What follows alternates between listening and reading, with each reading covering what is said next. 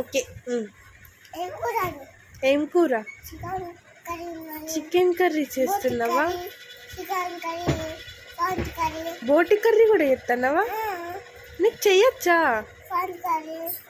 Prawns curry కూడా చేయొచ్చా?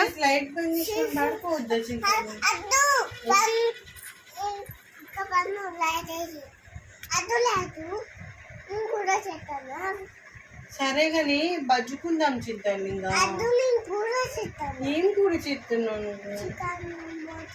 బోటి కర్రీ. బోటి కర్రీ కూడా తెలుసా? నీకు ఇష్టమ్మా?